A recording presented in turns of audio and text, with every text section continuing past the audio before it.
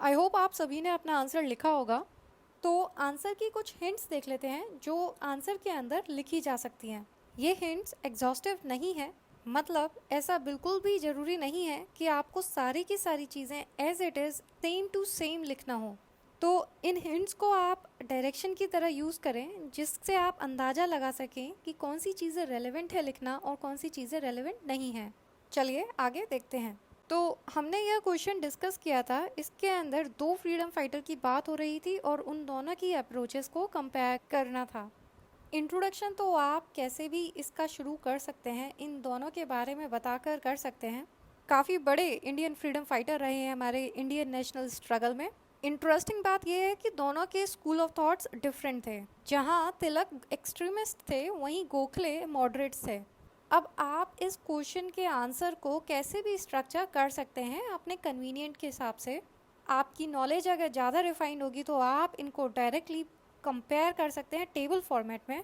एक साइड एक पर्सनालिटी का नाम लिखकर उनके बारे में लिस्ट आउट कर देना, उनकी अप्रोचेस, और दूसरी तरफ दूसरी पर्सनालिटी को लिखकर उनकी बातों को, उनकी अप्रोचेस को लिस्ट आउट करना। तो देखते हैं क्वेश्चन की डिमांड के अकॉर्डिंग क्या क्या इन्फॉर्मेशन हम यहाँ पर लिख सकते हैं। तिलक के बारे में जानते हैं।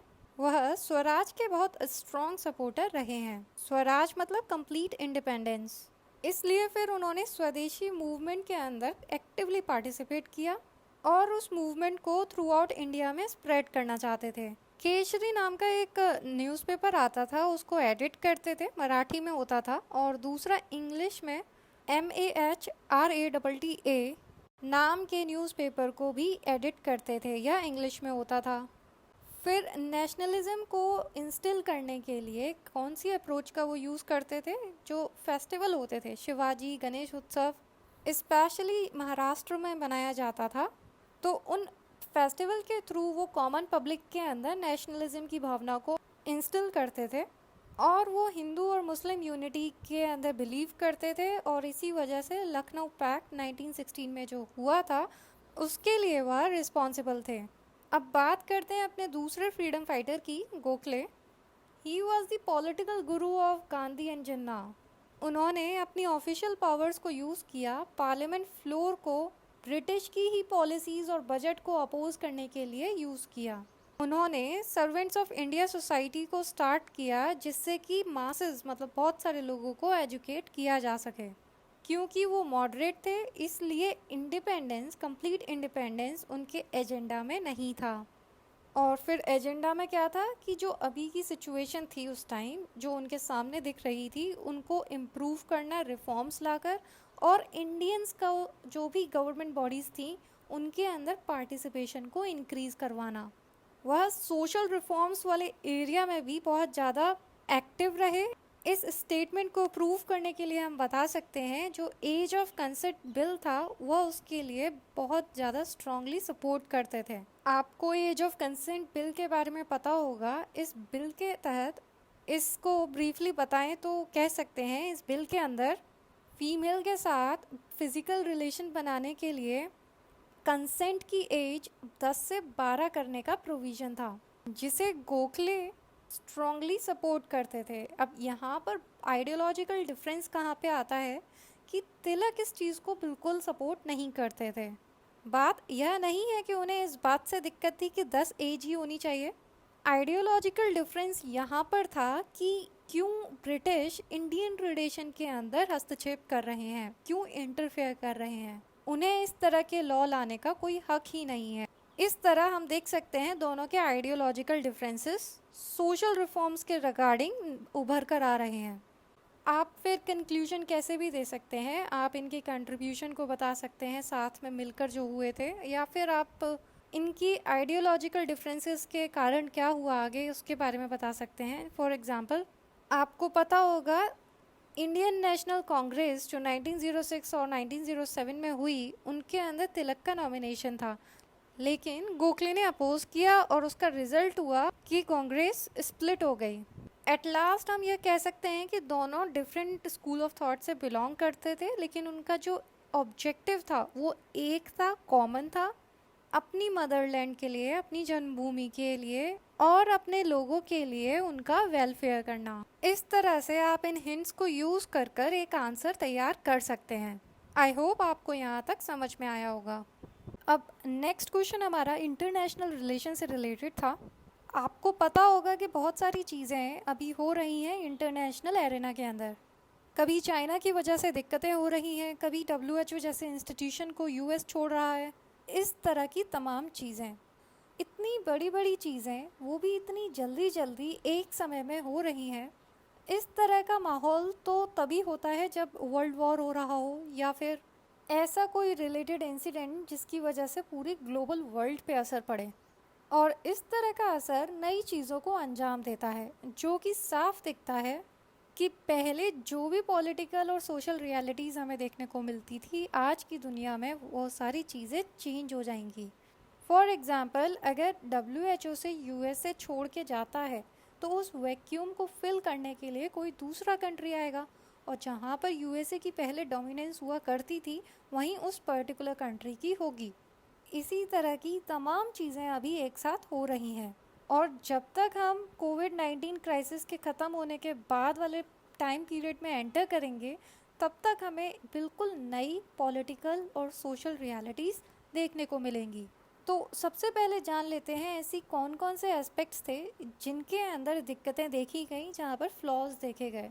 सबसे पहला आप बोल सकते हैं ग्लोबल इंस्टीट्यूशनल स्ट्रक्चर्स के अंदर जितने भी ग्लोबल इंस्टीट्यूशंस हैं उनको फेलियर की तरह देखा जा रहा है, क्योंकि वो करंट सिचुएशन को सही से हैंडल नहीं कर पाए और अभी भी नहीं कर पा रहे हैं। एग्जाम्पल के तौर पे UN सिक्योरिटी काउंसिल, इस काउंसिल में आवाज़ उठाई कि कोरोना वायरस का सोर्स का पता लगाया जाए, लेकिन अभी काउंसिल का हेड है चाइना। और अब आप अपने आप समझ गए होंगे कि चाइना अपने आप को क्यों फंसाएगा, तो इसलिए वो ओपिनियन रखता है कि UNSC एक आइडियल प्लेटफॉर्म नहीं है पेंडेमिक को डील करने का, तो यहाँ पर इस तरीके के मुद्दे ना उठाए जाएं। इस तरह आपने जाना कि ग्लोबल इंस्टीट्यूशनल स्ट्रक्चर्स कैसे फेल हो रहे हैं। आप ऑफ कोर्स इसे शॉर्ट में और वर्ड लिमिट के अकॉर्डिंग लिखेंगे। ये सिर्फ आंसर हिंट्स हैं कि आप कंटेंट के अंदर क्या क्या चीज़ें लिख सकते हैं। अब बात करते हैं रीजनल इंस्टीट्यूशंस के अंदर क्या दिक्कतें हैं। रीजनल मतलब जो हमारे रीजन वाली होती हैं, जैसे कि बिम्स्टेक, सार्क, इनके अंदर जो मेजर दिक्कत दिखती है वो ये है कि कंसेंसस नहीं बन पाता। जब कभी मिलकर कोई एक पर्टिकुलर एक्शन लेना होता है, उसके लिए सारी कंट्री, जो रीजनल सारी कंट्री हैं ग्रुपिंग की, वो एक साथ अपना मत नहीं दे पाती। फॉर एग्जाम्पल, इंडिया का एफर्ट था कि सार्क का इमरजेंसी रिस्पांस फंड को इस्टेब्लिश किया जाए, लेकिन आपको पता है कि पाकिस्तान की तरफ से किस तरह का कोल्ड रिस्पांस आया था। और सिर्फ इंडिया की ही रीजनल ग्रुपिंग्स नहीं, यूरोपियन यूनियन भी अपने मेंबर्स के साथ किसी भी तरह का सब्सटेंशियल आउटकम अचीव करने में फेल रहा है। और फिर ट्रेड के मामले में जो ग्लोबलाइजेशन जिसकी वजह से दुनिया इतनी आगे बढ़ी, वही पेंडेमिक के दौर में सबसे ज़्यादा फेल हुआ। यह बात समझने में लॉजिकल है, क्योंकि इंटरनेशनल बॉर्डर्स को क्लोज़ करने में वहाँ से हो रहे ट्रेड एकदम से बंद हो गए, जिसकी वजह से हमें अब रिसेशन फेस करना पड़ेगा। तो इस तरह के ग्लोबलाइजेशन को कैसे बढ़ावा दिया जा सकता है जब ये पेंडेमिक के शॉक को एब्जॉर्ब नहीं कर पाया।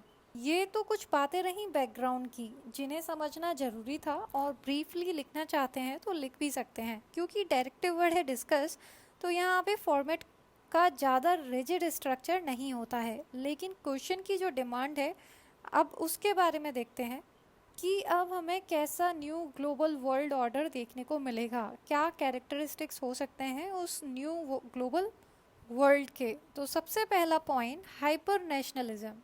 एक्सपर्ट्स कहते हैं कि अब जो दुनिया होने वाली है वो और ज़्यादा छोटी, और ज़्यादा गरीब और अपने बारे में सोचने वाली होने वाली है। जो देश अपनी चीज़ों के लिए दूसरे देश पर डिपेंड रहे हैं, उन्हें इस पेंडेमिक ने ज़्यादा परेशान किया है, और इस वजह से वह कोशिश करेंगे कि खुद के खुद अपने देश को ही सेल्फ रिलायंट बना जाए। और यहाँ पर सबसे बढ़िया एग्जाम्पल इंडिया ही है। तो बेसिकली यहाँ पर प्रोटेक्शनिस्ट टेंडेंसीज निकल कर आएंगी। सेकेंड पॉइंट आ जाएगा आपका रिटर्न ऑफ लाइसेंस राज।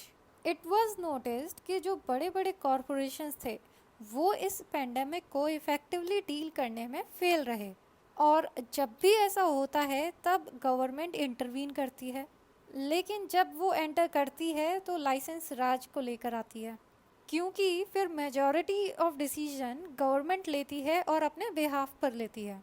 इसकी वजह से गवर्नमेंट को एक्यूज़ भी किया जाता है कि वो सर्वेलेंस स्टेट बन जाती है, और इंटरेस्टिंगली इसको पॉपुलर सपोर्ट मिल जाता है। एटलीस्ट जो कॉमन पब्लिक होती है इस चीज़ को सपोर्ट करते हैं, क्योंकि एक पॉपुलर परसेप्शन यही है कि गवर्नमेंट जो भी करेगी वो सबसे पहले वेलफेयर ऑफ द पीपल की सोच लेकर ही करेगी। अगला पॉइंट कि नए तरह की डिस्क्रिमिनेशन हमें देखने को मिल सकते हैं। जिस तरह से प्रोटेक्शनिस्ट टेंडेंसी उभरती आ रही हैं, वह माइग्रेंट्स के खिलाफ डिस्क्रिमिनेशन फैला सकते हैं, और पूरा अगर इंटरनेशनल लेवल पे देखना है तो रिफ्यूजीज़ के खिलाफ पहले जैसा एक्सेप्टेंस वाला एटीट्यूड शायद ही होगा। चेंजिंग फेस ऑफ ट्रेड, इस तरह के चेंज में होगा क्या कि जो लेस डेवलप्ड कंट्री से प्रोडक्ट एडवांस स्टेट में जा रहे हैं उन पर स्ट्रिक्ट फाइटोसैनिटरी मेजर्स को लगाया जा सकता है। अब ये फाइटोसैनिटरी मेजर्स क्या होते हैं? वो पर्टिकुलर मेजर्स जो ह्यूमन, एनिमल और प्लांट्स को किसी भी डिसीज़, पेस्ट या कंटामिनेंट से बचाने के लिए, प्रोटेक्ट करने के लिए लिए जाते हैं, उन्हें फाइटोसैनिटरी मेजर्स कहते हैं। जिस तरह की सिचुएशन अभी देखी जाती है उस तरह से तो ये सही होगा, लेकिन यह एक बर्डन की ज़रा काम करेगा उन कंट्रीज़ के लिए जो लीस्ट डेवलप्ड हैं और वो पहले से ही बर्डनसम हैं। आगे यह पॉइंट भी आप लिख सकते हैं which is quite intimidating. China dominated world order. China जिस तरह से हर चीज़ के अंदर अपना इन्फ्लुएंस बढ़ा रहा है, मैन्युफैक्चरिंग इंडस्ट्रीज़ के मामले में तो वह पहले से ही आगे है, और अब BRI जैसे इंस्टीट्यूशन को लेकर भी वह डोमिनेट हो रहा है।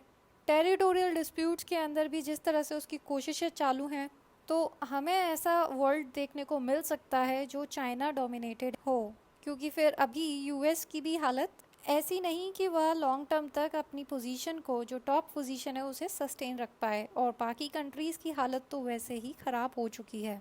इसके बाद कंक्लूजन आप कैसे भी दे सकते हैं, इंडिया से रिलेट करके दे सकते हैं। इंडिया को ज़रूरत है न्यू वर्ल्ड ऑर्डर के लिए पहले से तैयार होने का। India has all the potential to play active role in this new world order. इनके अलावा अगर आपके पास कोई और पॉइंट्स आते हैं डेफिनेटली लिखिएगा, and let us know as well.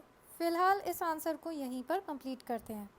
Finally बात करते हैं कि ऐसा कौन सा एक्स फैक्टर होता है ऐसे कैंडिडेट के बीच जिसकी नॉलेज टॉपर की नॉलेज के इक्वली होती है, पर फिर भी उसे टॉपर से कम मार्क्स मिलते हैं। ऑलमोस्ट किसी भी टॉपर की कॉपी अगर आप उठाएंगे तो उसके अंदर कुछ चीज़ें कॉमन दिखाई पड़ेंगी।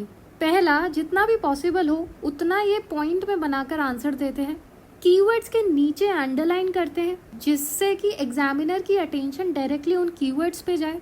तीसरा, आंसर के अंदर विजिबिलिटी बनी रहे उसके लिए शॉर्ट पैराग्राफ्स बनाते हैं 5 to 6 लाइंस के। डिपेंड्स ऑन इंडिविजुअल हैंडराइटिंग, जितना पॉसिबल हो वहाँ पे फ्लो चार्ट्स, डायग्राम, मैप लगाने की कोशिश करते हैं, और इस तरह से एक एक्स फैक्टर आंसर के अंदर आ जाता है और उनकी कॉपी दूसरों की कॉपी से अलग दिखाई पड़ती है। आप भी इन बातों का ध्यान रखिए, डेली आंसर राइटिंग करते रहिए जिससे कि ये सारी चीज़ें आपकी आदत में आ जाए। इतना ही इस वीडियो में। Keep writing, all the best, see you in the next video.